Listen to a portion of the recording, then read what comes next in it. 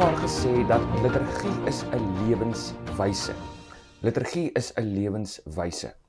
En as ons dan sou sê dat liturgie is 'n lewenswyse waar ons deur alles wat ons doen, God aanbid, dan behoort ons ook oor aanbidding te praat binne die konteks van om God te aanbid, nie net met ons koppe nie, met ons hart, met ons lyf, met ons hele menswees.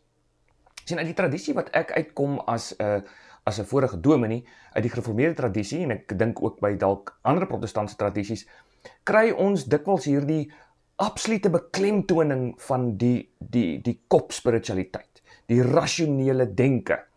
En dan vergeet ons maklik dat ons as mense is eintlik holistiese wesens en dat ons eintlik nie regtig God kan aanbid ten volle as ons hom nie ook aanbid deur ons liggame nie. En tog is dit so dat in die tradisie waarin ek groot geword het en waarin ek dominee was, kry ons hierdie afwys daarvan om God deur jou liggaam te aanbid. Om jou emosie 'n rol te laat speel. Ek onthou, ek weet nie, dalk weet van julle, dat daar is hierdie tipiese spiritualiteitstoets wat 'n mens kan doen, wat baie is soos persoonstipes, persoonlikheidstoetse. En dan het jy die 4 kwadrante, en dan kry jy die spiritualiteit van die kop, die sterk rasionele. Dan kry jy die spiritualiteit wat sterk klem lê op die emosie, die hart. Dan kry jy die mystieke, die stil, en dan kry jy die koninkrykstipe wat wil gaan as het ware weer die krygstogte opneem en Jerusalem met die swaard wil verower, en waar jy baie sterk jou sending gedrewe mense dan ook kry. En dikwels sien ons hoe hierdie 4 persoonstipes dan ook met mekaar in botsing sou kom in die praktyk van 'n gemeente, in die praktyk van 'n erediens. En in die tradisie waarin ek groot geword het, is dit interessant die kere wat ek daardie spiritualiteitstoetse gedoen het in die gemeente, met die gemeente, is dit interessant dat die rasionele en die hart albei ewe sterk na vore kom, en ook dan in die 3de plek, partykeer in die 2de plek, die sendinggedrewenheid, die koninkrykstipe figuurmense, daardie tipe spiritualiteit. Maar dis die mystieke wat absoluut in die minderheid is, of eintlik glad nie daar is nie. Nou dis nie te interessantheid, maar vandag gaan ons juist bietjie praat daaroor, oor wat beteken aanbidding werklik en hoe raak dit dan ook liturgie? Want ons is eintlik besig met 'n hele reeksie oor die liturgie. En weer, as ons dan sê liturgie is 'n lewenswyse waarin my hele lewe toegewy word in aanbidding tot God, waarin ons alles wat ons doen, behoort te doen, gerig op die Here, dan kan ons na die Bybel toe gaan en ons sal daar sien hoe dit daar vir ons gesê word in Deuteronomium 6 vanaf vers 4. 'n baie interessante konteks van die wet, wie die Here is, en die invloed van wie die Here is, dit wat daardie invloed op ons lewens behoort te wees. Wie die Here is, moet en behoort 'n invloed op ons lewens te hê. En dit is interessant dat dit nie maar net 'n brein ding is nie. Ek dink dis die fout wat ons baie dikwels maak as protestante, wat protestante maak, toe ek nog ook daar was. Ons is negatief oor liturgie, want ons is so rasioneel, dat ons die aansteek van 'n kers, stil raak, of kniel, of wierook, of wat ook al afmaak, as God kan nou nie daarmee werk nie, ons werk net met die teks, ons werk net met die sterk rasionele teks, en my opinie natuurlik rondom hierdie teks. Maar ons gaan nou kyk bietjie na wat sê die Bybel, en hoekom behoort ons ook plek te hê vir iets soos ons sintuie. Om die waarheid te sê, die Bybel leer vir ons God werk op 'n holistiese wyse met die mens, en ons aanbid God ook deur ons sintuie. Kennis kom nie net deur die bestudering van 'n teks, die rasionele nie, ja, dit doen, maar dit kom nie net daardeur. Dis logies eintlik dat as mense doen ons kennis op ook deur ons sintuie, So ons omgang met God moet ons baie versigtig voor wees om dit nie net te wil beperk tot iets rasioneel in die kop nie. Hierdie teoretiese iets dat ek glo in God in teorie, maar in praktyk, dan is ons nou skugter om enigsins iets liturgies te doen, want net nou verval ons sommer in werksheiligheid en al sulke tipe van dinge, soos die argumente wat ek alles gehoor het. Maar ons gaan kyk byvoorbeeld na Friedrich von Hegel, Oostenryker, wat in Brittanje gebly het, en wat hy vir ons leer oor die aanbidding van God en die invloed op liturgie. Maar Deuteronomium 6 vanaf vers 4, die baie bekende teks wat ook in 'n gereformeerde tradisie dikwels tydens die erediens gelees word. Luister Israel, die Here is ons God, die Here alleen, en ek lees dit nou die 2020 vertaling. Jy moet die Here jou God met jou hart en siel lief hê. Hart en siel. Die plek van die emosie. Nou ek weet in die Ou Testament is hart ook die plek van die denke, so daar is 'n skakeling met die rasionele, maar die punt is die hart. Die hart is meer as net rasionele denke dan in die konteks van die Ou Testament. Hart en siel lief hê met al jou krag. Alles wat jy doen, al jou krag. Dis nie maar net 'n brein ding nie, met jou kop nie. Hoor nou, jy moet hierdie woorde wat ek vandag vir jou voorskrywe, dis nou die wet van die Here, die voorskrifte van die Here, die onderrigtinge van die Here, dit wat hulle beleef het, byvoorbeeld by die berg Sinaï, toe die Here neergedaal het, en terloops daar sien jy ook die plek van liturgie. Ons sien die plek van klank, ons sien die plek van sig, van hoe hulle die rook sien, die klank hoor, God wat praat. Daar is sintuiglike bewuswording van God wat daar plaasvind. Dis nie maar net 'n kop ding. Moses lees nie maar net 'n teks en ons ja nie. Daar gebeur 'n klomp goed. Maar hier sê hy, jy moet hierdie woorde wat ek vandag vir jou voorskryf op jou hart dra. Herhaal dit vir jou kinders. So daar moet 'n onderrigtende aspek wees. Herhaal dit vir jou kinders en praat met hulle daaroor wanneer jy in jou huis sit. Wanneer jy in jou huis sit. Nie noodwendig maar net in die kerk en die erediens, maar ook daar om die etenstafel. Op die stoep. As jy by jou huis sit, wanneer jy op pad is, wanneer jy gaan lê, wanneer jy opstaan. Bind dit as 'n teken op jou hand, en inderdaad die hand hier, die werk wat jy doen. Die werk wat jy doen moet onder die invloed wees van wie God is. Die werk wat jy doen moet van so 'n aard wees dat jy alles inbring in die skepping tot eer van die Here. Dis jou werk as priester. As priester, as gelowige, dis waarvoor jy geskape is. Die werk wat jy doen. Aanbidding. Die aanbidding, dit waarvoor jy gemaak is. Jou hand, dis weer eens nie maar net 'n kopding nie. Bind dit as 'n teken op jou hand en laat dit 'n versiering op jou voorkop wees. Jou denke, inderdaad jou denke. Kan julle sien hier, die voorkop en die hart, nie teenoor mekaar nie, maar saam met mekaar wat dit genoem word. Skryf dit op die deurkosyne van jou huis en op jou stadspoorte. As mense, sê ek weer, is ons holistiese wesens.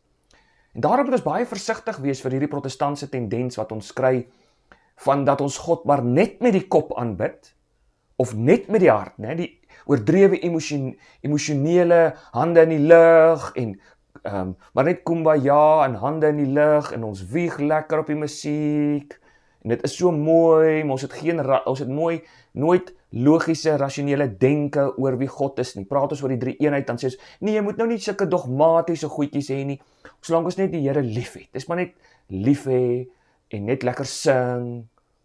En aan die ander kant, het jy weer die oordrewe rasionele, wat alles so in boksies wil druk, met hierdie plakkertjie op om te sê, dis nou presies. Jy mag nie voel nie, jy mag nie beleef nie. En weet julle, dit klink nou snaaks, maar ek het dit op 'n synode beleef. Ons het gepraat oor kinderbediening, jeugbediening. En ek het die opmerking gemaak van hoe belangrik ek dink dit behoort te wees dat ons tydens 'n erediens ook vir mense die erediens so moet inrig dat daardie erediens 'n ontmoetingsgeleentheid is met God waar ons iets van hom kan beleef. Iets van hom kan beleef, juis deur ons sintuie. En ek is afgemaak, nie net deur ouderlinge en diakens wat op die ringsitting was nie, of by die synode was nie, maar deur dominees. Een dominee het gesê, ons kan nie God beleef nie. En enige iets wat jy dink jy beleef, is maar net 'n emosie en dit moet onderdanig wees aan jou denke. Ons werk met ons kop. Ons is Calviniste, is daar gesê. En dan moes ek later van tyd ontdek hoe skeef getrek hierdie tipe van denke is. En ek het juis geleer by Friedrich von Hegel dat die oomblik wanneer jy hierdie 4 aanbiddings spiritualiteitstipes teenoor mekaar afspeel, dan verloor jy iets. Gee jy iets prys ten koste van iets en kan jy in 'n tirannie verval. Nou hy werk net met 3 konsepte en ons gaan nou daarby kom, by 3 aspekte van aanbidding, wat dan ook die invloed het op liturgie, en ons gaan nou daarby kom. Maar die punt is, daar moet hierdie balans wees, tussen die verskillende spiritualiteitstipes wat ons kry, tussen hart en kop, die misterie, stil wees en al daardie dinge. Dit moet in balans wees, sodat ons nie in 'n tirannie verval, 'n diktatorskap van emosie nie, of 'n diktatorskap van onkunde oor God en die kerk, omdat ons dink die rasionele is verkeerd nie. Of verval in 'n diktatorskap van die rasionele, waar jy hierdie rigide, wit en swart antwoordjies vir alles het, en as iemand 'n vraag vra, dan sê jy vir hom, Calviniste vra nie sulke vrae nie, so miskien is jy nie welkom nie, wat ek hoeveel keer gehoor het. Maar ons moet ook besop dat ons die rasionele weggooi, sodat ons nie verval in hierdie ding van, jy het jou waarheid en ek het my waarheid, en daar is geen regte objektiewe waarheid nie. Die oomblik as jy hierdie goed uit balans het, verloor jy dinge. Nou, interessant, as Johannes skrywe in sy brief 1 Johannes, dan sien ons dat hy praat met hulle oor die evangelie, oor Jesus Christus wat verkondig is. En hy sê nie vir hulle dat hulle die evangelie maar net beleef het deur die woorde van Jesus nie. Dis nie maar net asof hulle die evangelie gehoor het nie.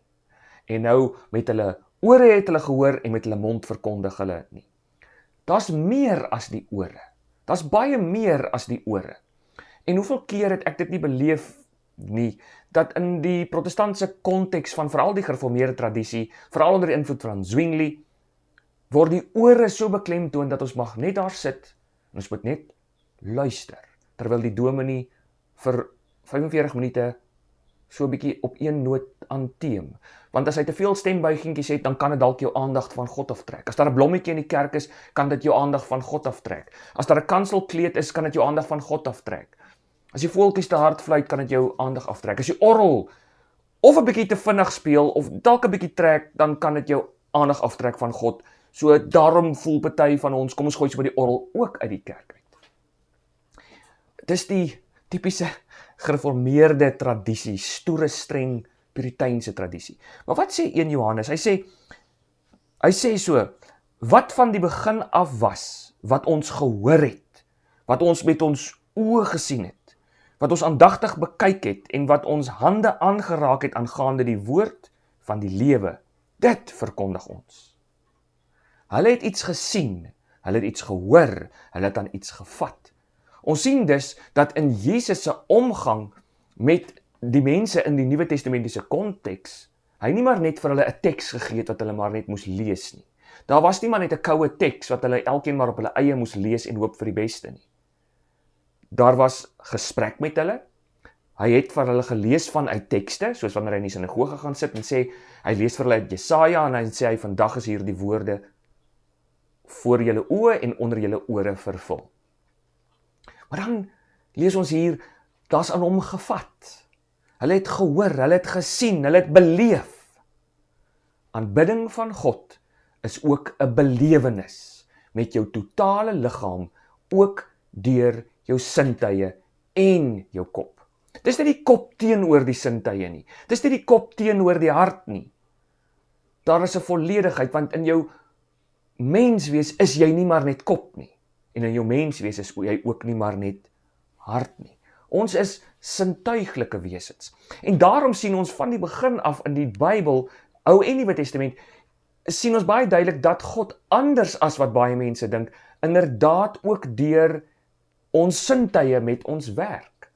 Daarom is daar in die tabernakel en in die tempel iets soos wierook. daar is trompetgeskal, daar is toonbrode, daar is offers wat plaasvind, daar is rituele waaraan mense deelneem, daar is bepaalde ordes, daar is 'n tipe kleredrag wat die priesters dra. Dinge gebeur, daar is sit en staan en kniel. Ons sien dit van die begin af. Ons sien dit ook in die Nuwe Testament kontinueer. As die disippels, ook in Handelinge die apostels, wanneer hulle die tempel besoek, reg aan die begin, om ook vanuit die tempel en daar by die tempel aan mense die woord van die Here te verkondig. Paulus neem nog steeds selfs deel aan sekere liturgiese gebruike van die Ou Testament, byvoorbeeld sy Nasareëners gelofte, as hy sy hare laat afskeer en dit verbrand op 'n tipiese Ou Testamentiese offermetode in die boek Handelinge. Ons lees baie duidelik in Handelinge die sintuiglike wat 'n rol speel reg van die begin af. Die sakramente, hoe belangrik die sakramente is. Van die begin af in die kerk se geskiedenis.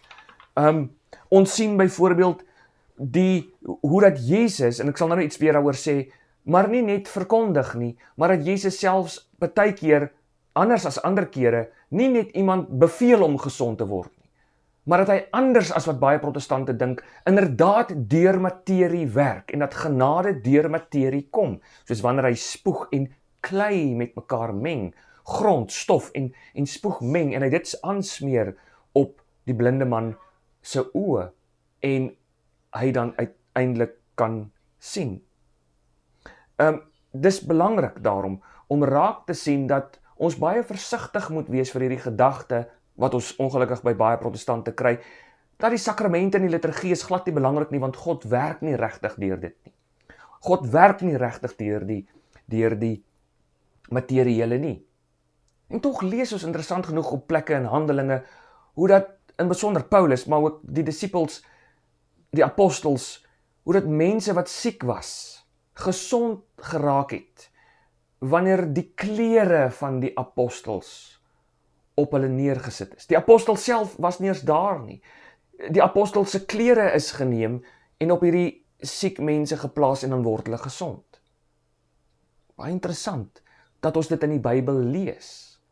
Maar wanneer ons daaroor praat, veral in 'n katolieke ortodokse konteks, is mense baie onvinnig om te sê nee, maar julle katolieke dink julle liturgie en suig uit julle koppe uit en suig dit uit julle duime uit.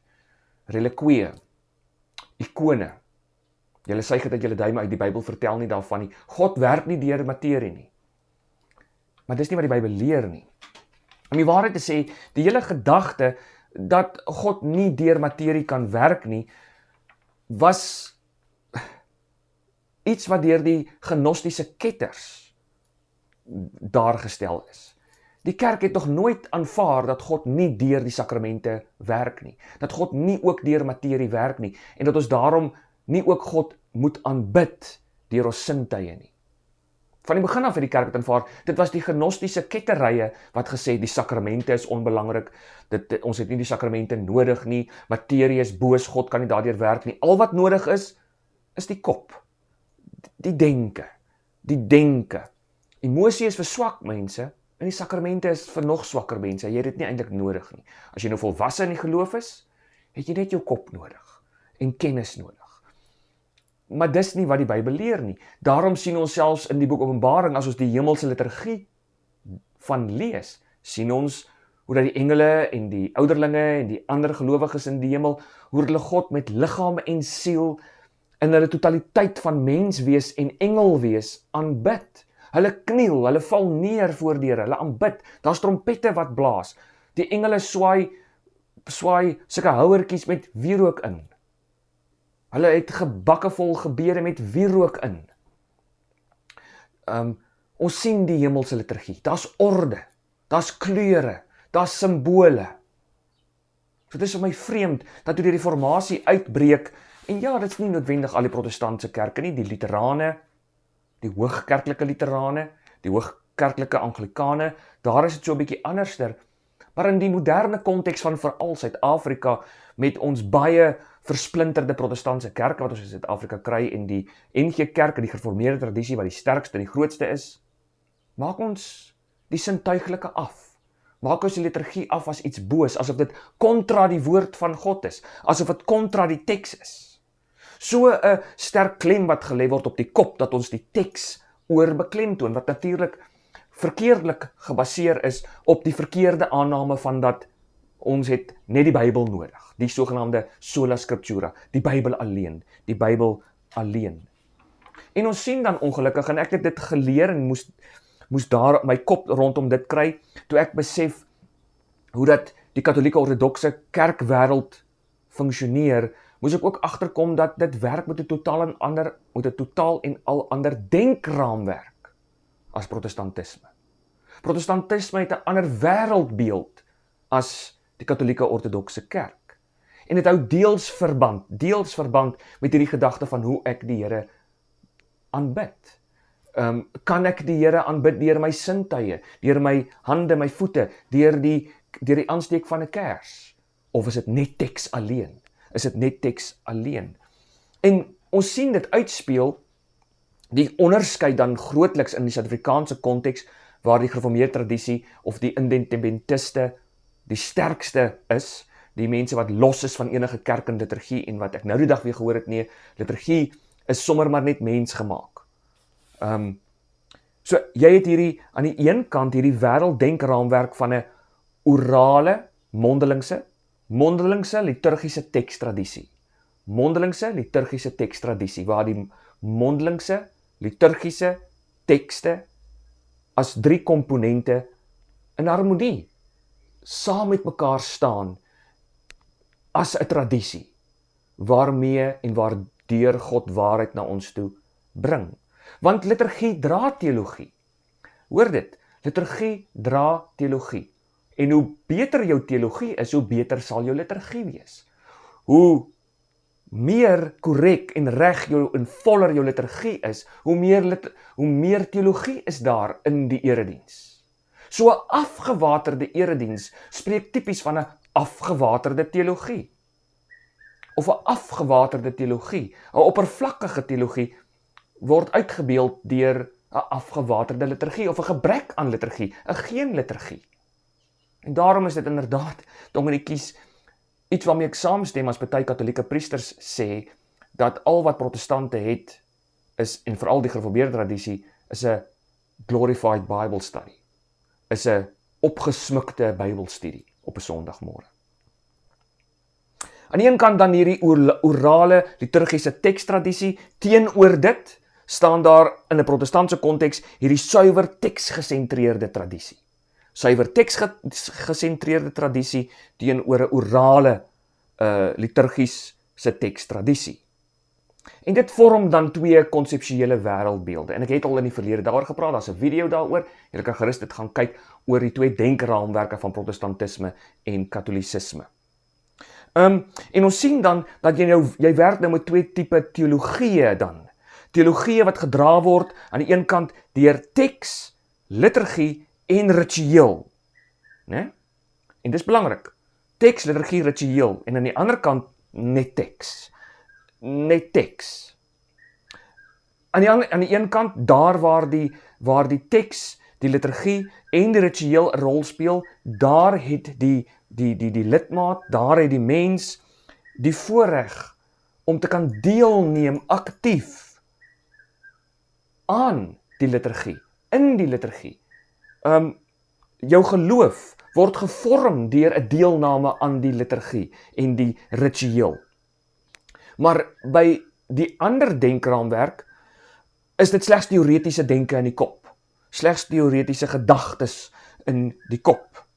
So aan die een kant het jy 'n rituele aksie en belewenis van God, 'n meeleef, 'n saamwees, waar jou sintuie geprikkel word en kan deelneem en kan kennis opdoen van God. Jy kan kennis opdoen deur jou sintuie. Aan die ander kant is dit net kennis dalk deur jou oor, want jy moet net, en dalk jou oë, maar dis net 'n lees van die teks en 'n hoor van die teks. Alles in die kop, alles die intellek. En belangrik wil ek weer sê, ons moet pas op, ons kan nie die teks oorbeklemtoon teenoor liturgie en ritueel nie. Om die waarheid te sê, in die katholieke tradisie en in die ortodokse tradisie staan die teks binne die liturgie.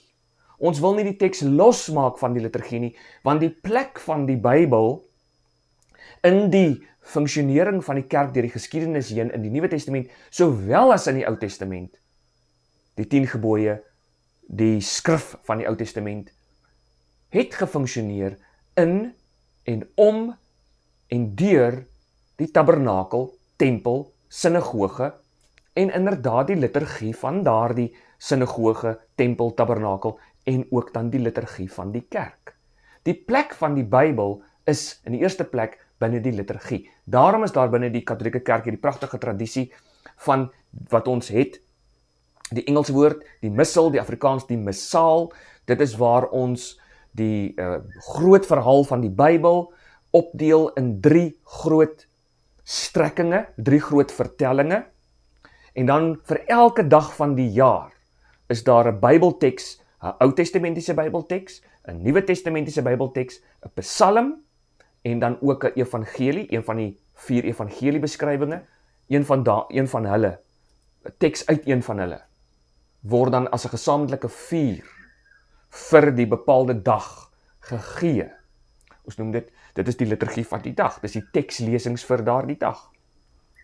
So, jy kan deur 'n jaar, in 'n jaar se tyd, kan jy deur die groot verhaal van die Bybel werk, in die kerk. En ons kan later weer daaroor praat, maar dis waarom jy op enige dag van die week, enige Sondag van die jaar, kan jy in enige Katolieke kerk instap oor die wêreld, en jy gaan dieselfde Bybeltekste daar hoor, as wat jy Riversdal, Dundee, Newcastle, Kaapstad, Durban, Bloemfontein, daar gaan almal dieselfde lees. Japan, Tokyo, New York, daar gaan dieselfde Bybeltekste gelees word. God wat deur sy kerk as liggaam ook met die lidmaat werk.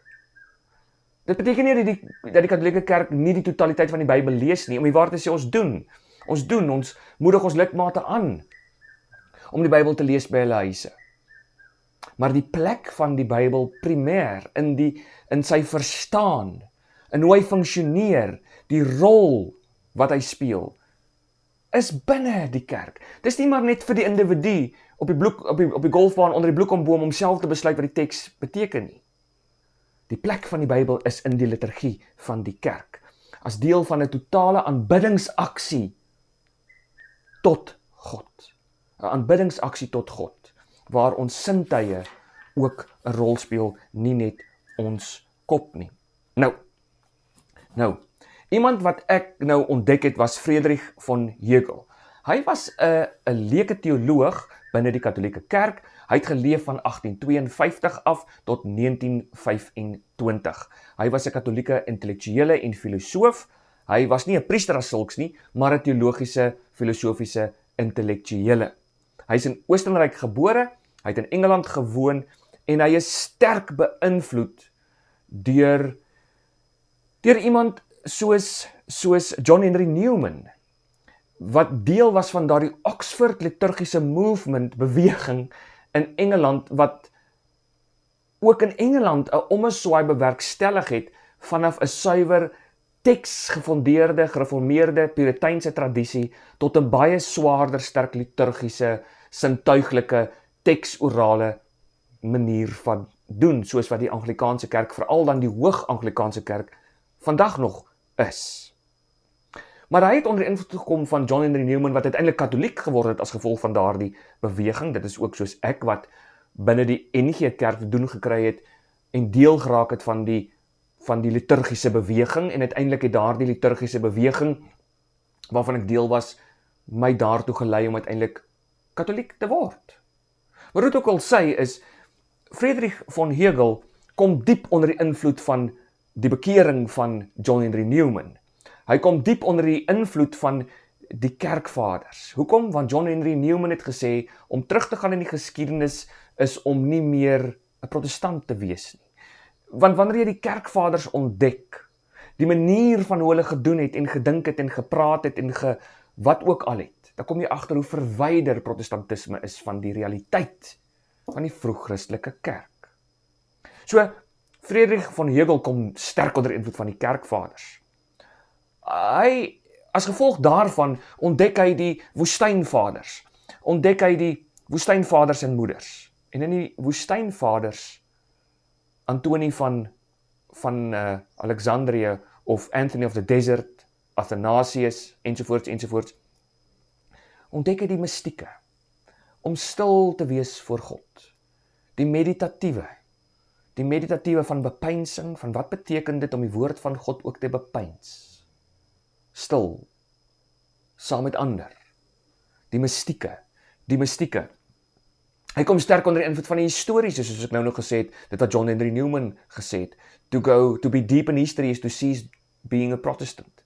En natuurlik hy is ook 'n filosoof gewees en kom sterk onder die filosofie van die vroeë kerkvaders en die vroeë kerkmoeders. Dit alles speel 'n rol in sy lewe en dan kyk hy na die kerk, hy kyk na protestantisme, hy kyk na die katholieke kerk, na die ortodokse kerk en dan sê hy 'n klomp goeters. Hy waarsku, hy sê ons behoort nie so te doen nie. Ons moet hiervoor pasop en dalk lê die antwoord hierin. Hy is baie lief gewees vir die katholieke kerk, maar hy waarsku vir dooie rituele. Hy waarsku vir maniere van doen en mense weet nie hoekom nie. En hy waarsku ook vir hierdie koue, kliniese kopteologie van die Purityne, van baie protestante, hierdie teksgedrewenheid wat so rasioneel funksioneer, dat jy jou waarheid het, en ek het my waarheid. En hy waarsku teen 'n opdeel van die mens, 'n verdeling van die mens in terme van kop, hart en sintuie.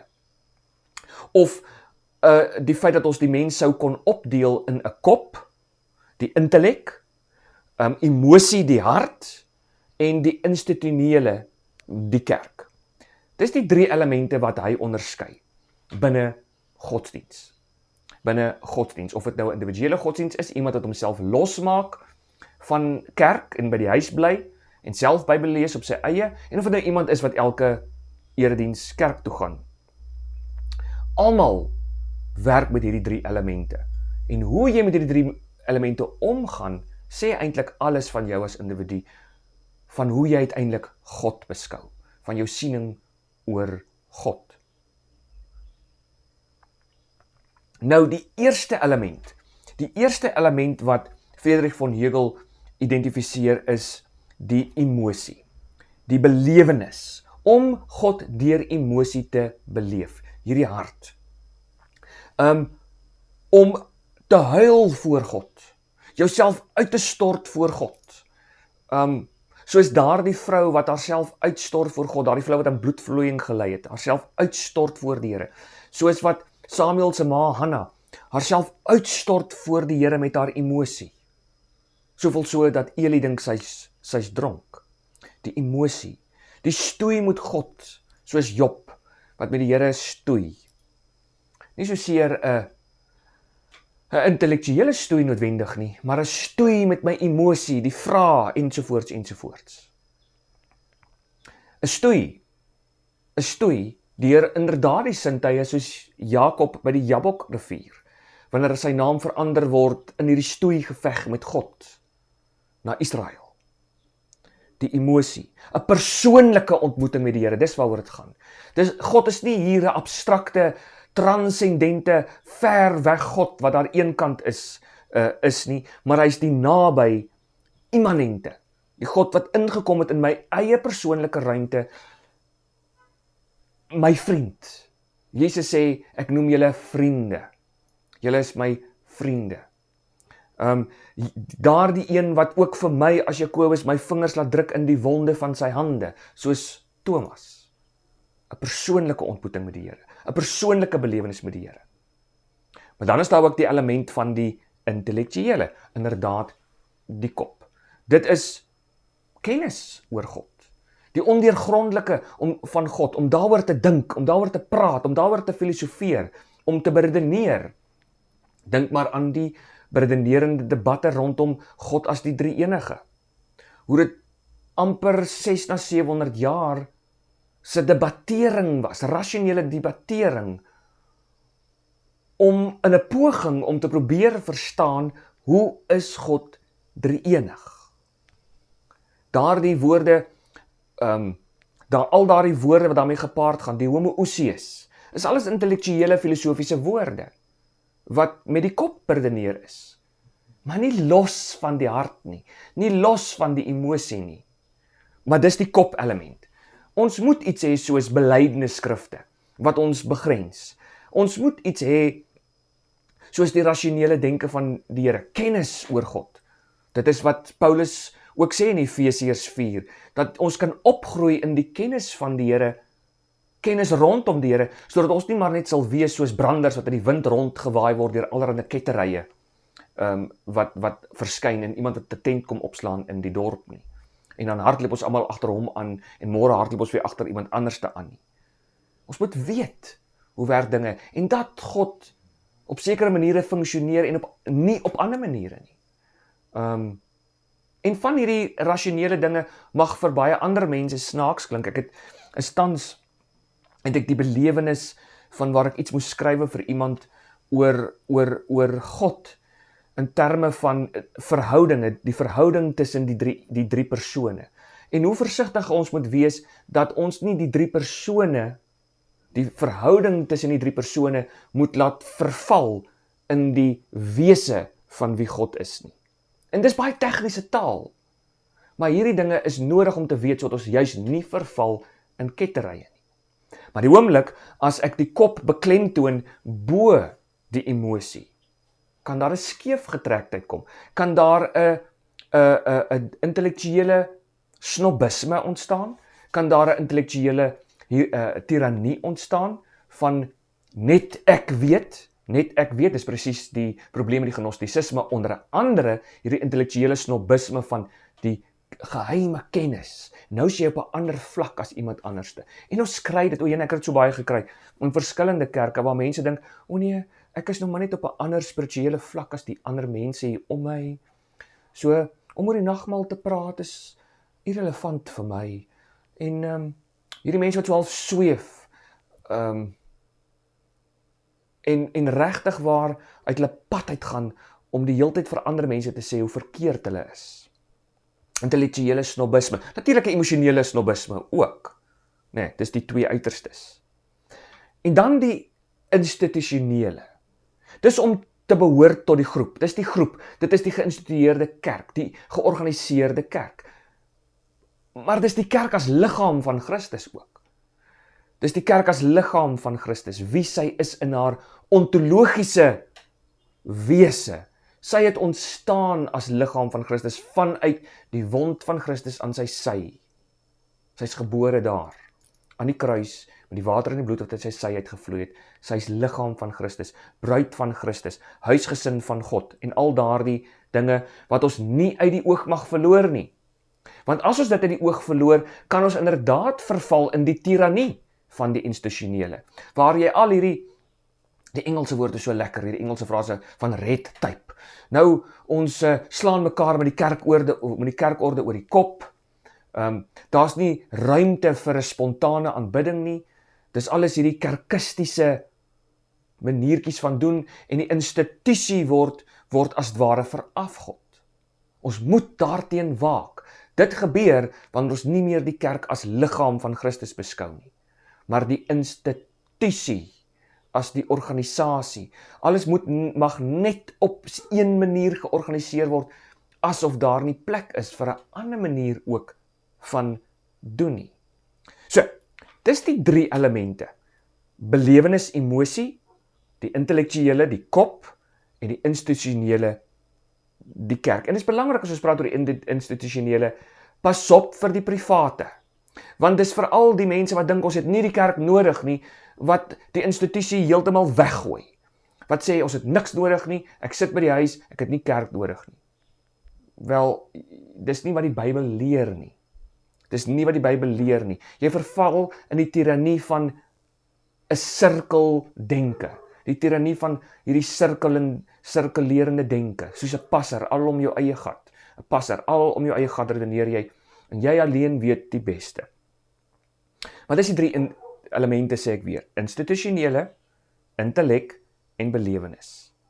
En Friedrich von Hegel sê dat hierdie drie elemente moet in balans wees. Dis 33,333% intellek, 33,3333% belewenis en 33,3333% institusionele. Daar moet 'n balans wees. Ons kan nie die een beklemtoon teenoor die ander nie, want die oomblik as dit skeef getrek raak, kan jy verval in of die tirannie van die intellek, of die tirannie van die institusionele en hierdie bureaukrasie, of die tirannie van die belewenis, die hart.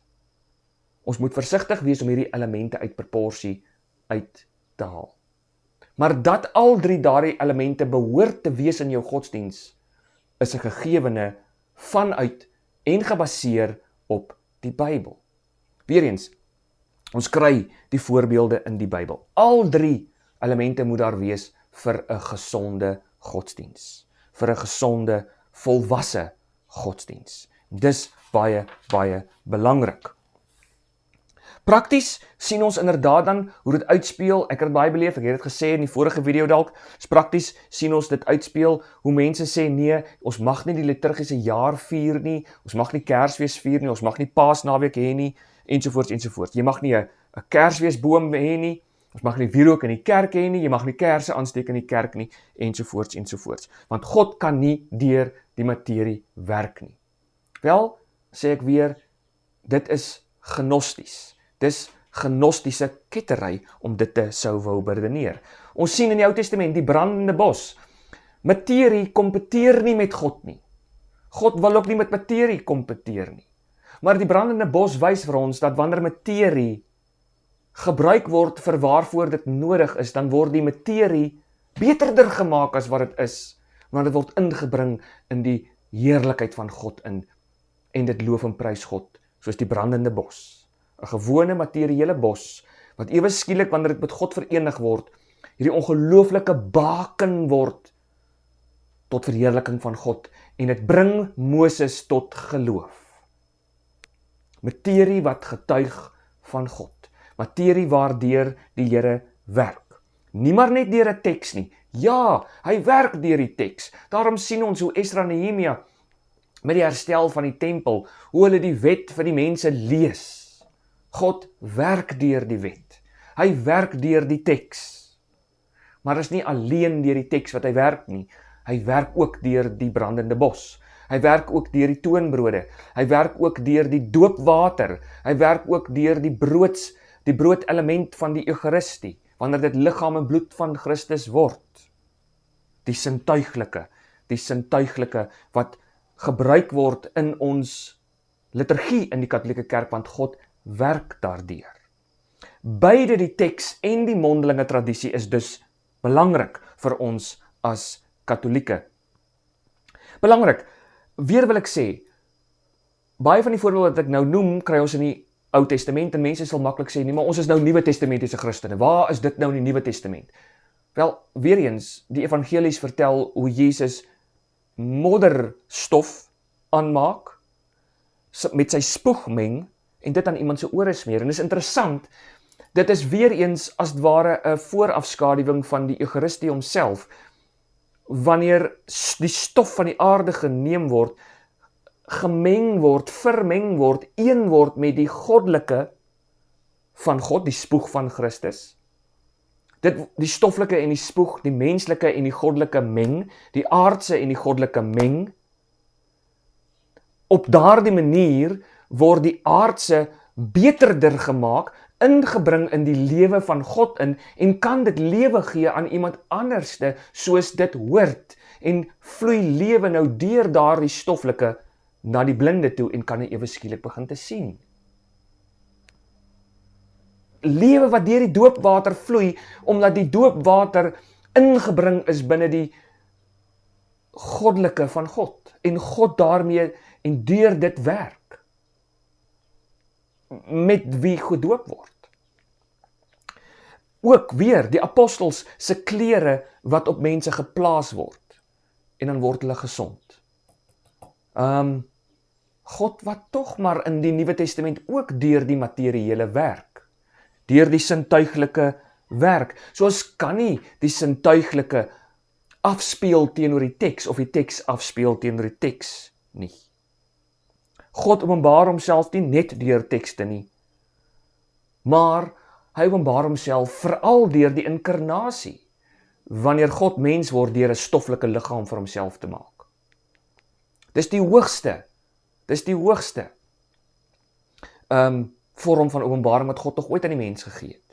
En Johannes skryf daarvan dat hy getuig nie maar net van daardie openbaring van God, wat deur maar net weer 'n teks te skryf nie. Hy vertel van wat hy gesien het, gehoor het en aangevat het. En hy doen dit ook mondelings, nie net deur 'n teks te skryf nie. As God vir homself, as God dit waardig ag om van die stoffelike vir homself 'n liggaam te maak, waarom kan God dan nie deur die sakramente werk nie? Hoekom sou dit benede God wees? Daarom is dit belangrik as ons oor liturgie praat, en ek moes dit leer as protestant, as ons oor liturgie praat, begin ons nie maar net oor waarvoor het ek nou lus vandag nie. Het ek nou lus vir Psalm 23? Het ek nou lus vir 'n lekker prys die Heer met blye galme? Het ek nou lus vir 'n lekker hipskop en jump liedjie met 'n lighter in die lug, of 'n gitaar of 'n drom, of het ek lus vir die kerkorrel, of wil ek maar net, waarvoor het ons nou lus? So nou moet ons elke Sondag vir die lidmate vra, ag, wat wil julle hê in die kerk? Wat wil julle hê in die kerk? En die groot grap van alles is, dan vra ek, en ek het dit gedoen, dan vra ek vir die 100, waarvoor is julle lus? Dan kry ek 7, 8, 9, 100 opinies. Nou, jy het net 52 Sondae in 'n jaar, en jy kan nou nie almal se opinies in een erediens toepas nie. So nou pas ek so 2, 3 opinies toe in 'n erediens. En dan is die ander vir my kwaad, want ek het nou nie hulle opinie toegepas in die erediens nie. En nou moet die dominee begin rondspring, want ons moet nou aan mense se opinies begin voldoen. Wat mense wil hê in die kerk, dit moet ons nou begin doen. So, liturgie en wat mense wil hê in die kerk, is nou nie meer iets objektief nie. Dis nou nie meer God, wat met 'n boodskap op 'n Sondag sy profeet stuur na mense toe nie. Nee, dis wat mense wil hoor. Die dominee moet vir mense sê wat hulle wil hoor. Die dominee vir mense gee wat hulle wil hê, sodat dit vir hulle lekker in die kerk is. Soos wat mense van my gesê het, dit moet net lekker in die kerk wees. Jy moet net doen wat die mense vir jou sê dat dit lekker kan wees, anders gaan die mense nie kerk toe kom nie. En klink dit nie baie soos wat Paulus vir Timoteus waarsku dat in die laaste dae mense vir hulle predikers gaan aanstel wat hulle nie gehoor gaan streel nie. Ek moes dit besef.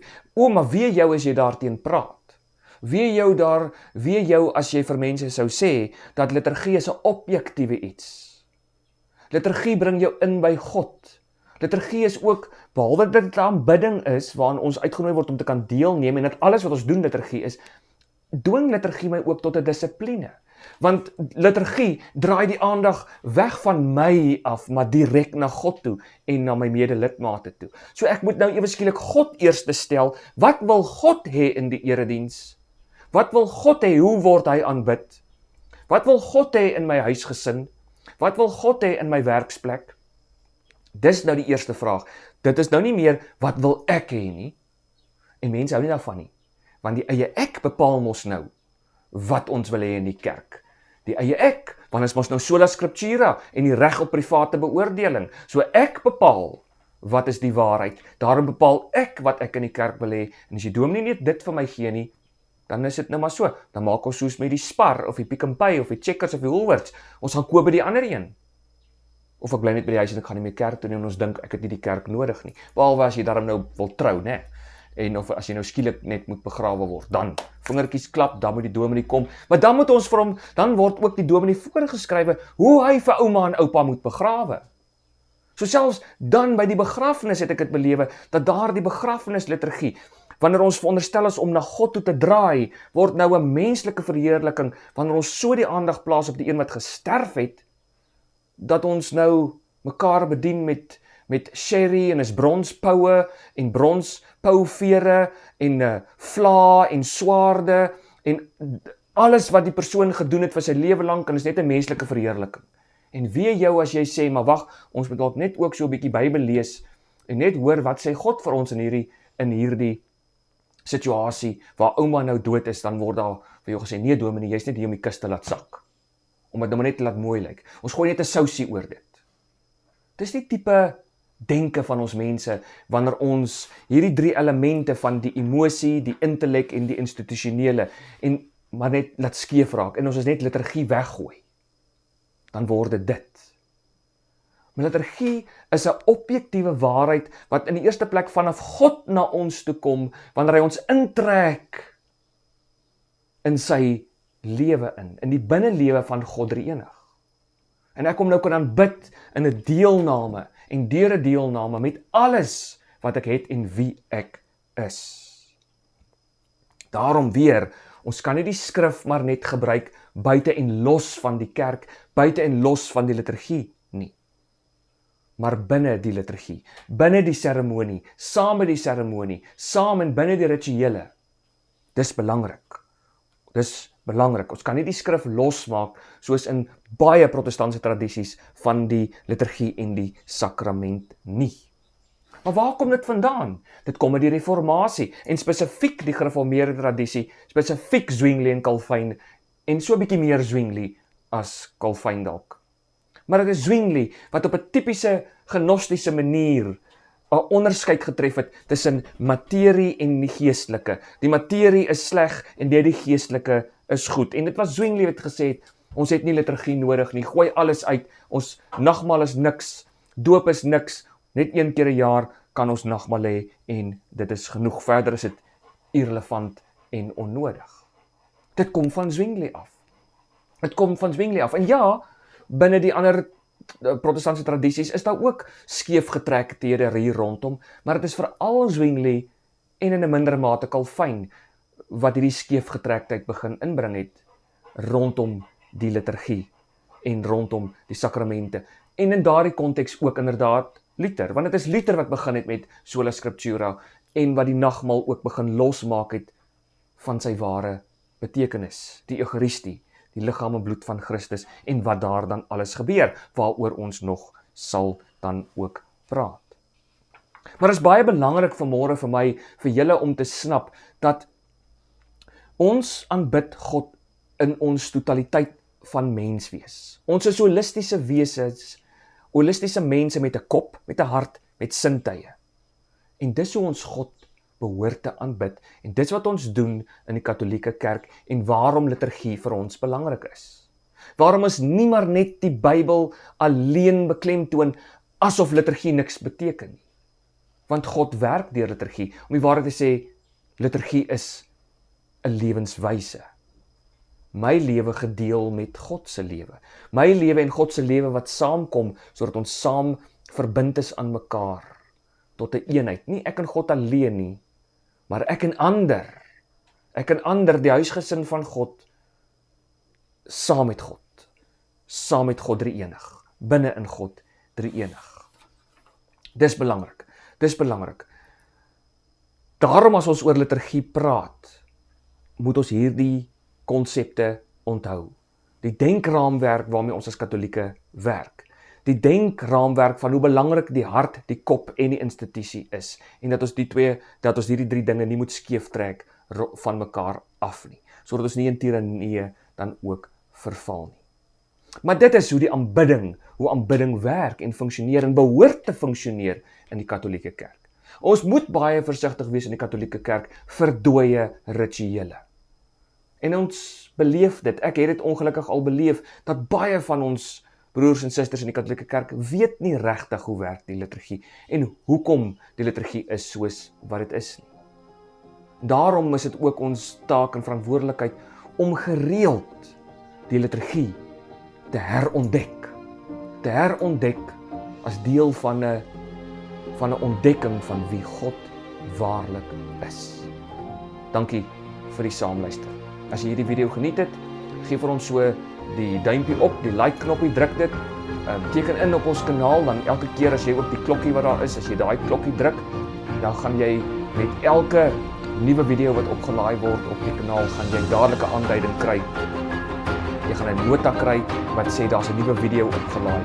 So druk gerus daardie klokkie daar op die skerm, en dan teken jy in en mense help jou. Dan gaan jy die prys aan die